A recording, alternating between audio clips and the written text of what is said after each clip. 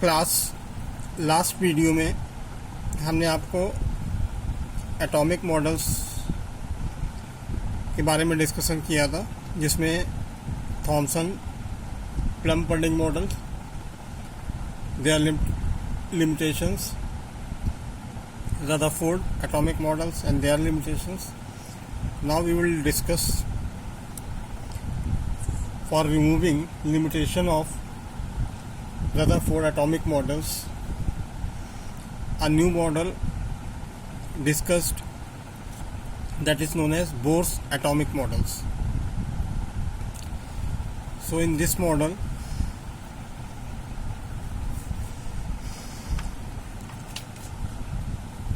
in first point, in atom electrons revolve around the nucleus in closed circular definite path known as orbits. Nucleus के बाहर electron एक close circular path definite path में revolve करते हैं, जिसे हम क्या बोलते हैं, ऑर्बिट्स, या इसी को बोल सकते हो शेल्स और energy levels, right. There are several orbitals, however electron revolve only those orbits whose angular momentum is integral multiple of h upon 2 pi.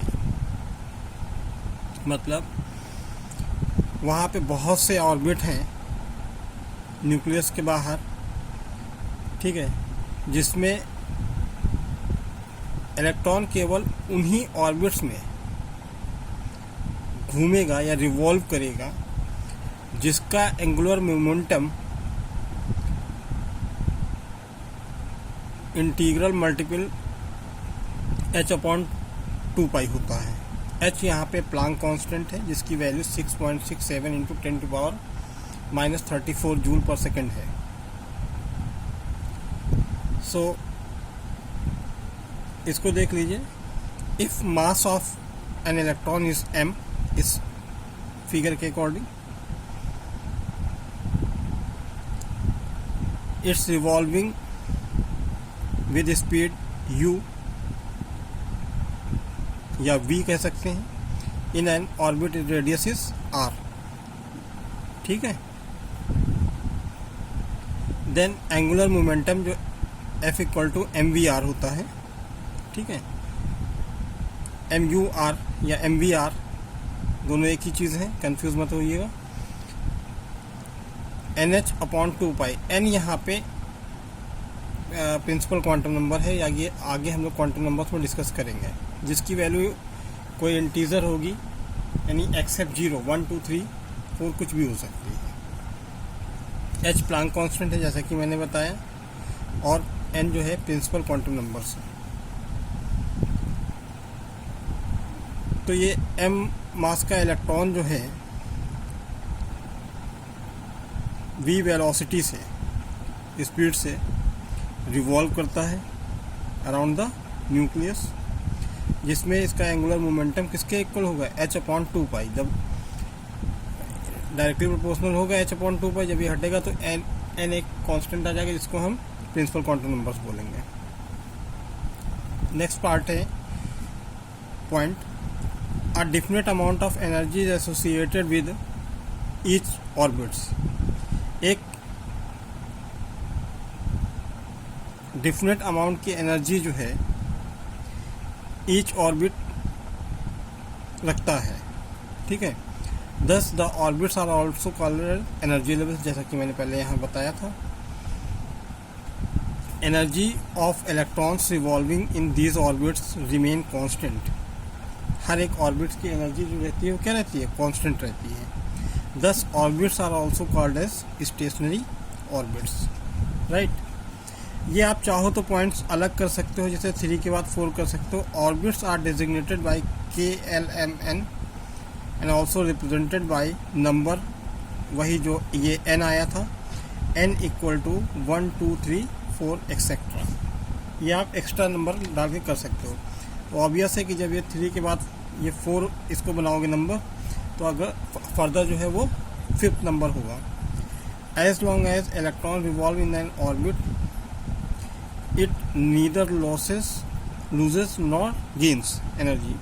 अगर एक पर्टिकुलर ऑर्बिट में जिसकी एनर्जी फिक्स होगी वो रिवॉल्व कर रहा है तो इससे एनर्जी जो है ना ही डिस्ट्रॉय होगी, ना ही लूज करेगा और ना ही गेन करेगा, राइट।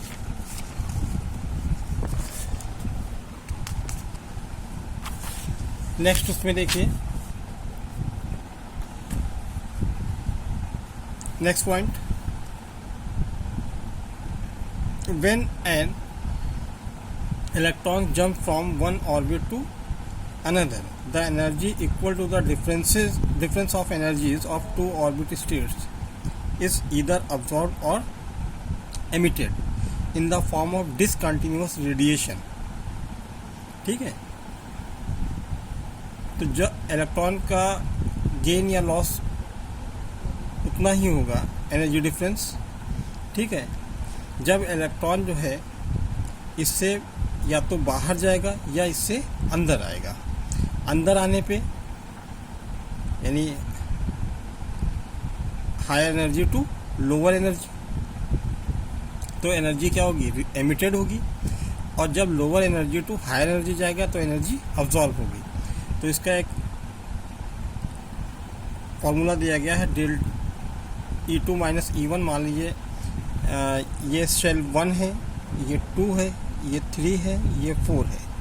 सपोज कर लीजिए E1 से E2 में जंप करता है, तो इसका एनर्जी डिफरेंस यानी E2 minus E1 equal to HV नहीं है बेटा, ये न्यू कहलाता है, याद रखिएगा। न्यू जो है फ्रीक्वेंसी होती है, न्यू को तो हल्का सा इटैलिक इस तरह से भी बनाइएगा, न्यू, फिर बोल रहा हूँ एच न्यू। और न्यू इक्वल टू होता है C बाई लेमडा।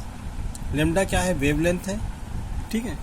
तो आपका डेल्टा E इक्वल टू क्या फॉर्मूला बन जाएगा, HC बाई लेमडा, राइट। अब as consequence of emission of energy, emission कब होगा, जब lower higher energy to lower energy में इलेक्ट्रॉन एंटर करेगा। As a consequence of emission of energy discrete lines are obtained. जब इससे बाहर से अंदर की ओर आएगा, हायर से लोअर में आएगा, तो ये कुछ डिस्क्रीट लाइन्स हमें मिलेंगी, ठीक है, in the emission of spectrum. This model explain to the line of spectrum of atom, जो कि रदरफोर्ड का मॉडल इसको एक्सप्लेन नहीं कर पाया था। In an atom, electron continues to move always lowest energy, हमेशा यहाँ से मूव करके हायर में जाएगा, फिर यहाँ से यहाँ, फिर यहाँ से यहाँ, ठीक है। 1 से 2, 2 से 3, 3 से 4।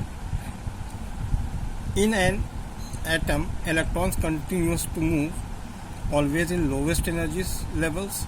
This state is known as ground और नॉर्मल स्टेट। जब इसमें हम बहुत सारी हीट इसको प्रोवाइड करेंगे, देंगे, तो ये जंप करेगा from lower energy to higher energy. Such state of atom is known as excited state, right. अब लिमिटेशंस क्या हैं, both atomic model explain the spectrum of atom और आयंस हैव ओनली 1 इलेक्ट्रॉन। जैसे हाइड्रोजन पे 1 electron है, helium ion है तो helium का एटॉमिक नंबर 2 और +1 है, 2 - 1 यानी 1।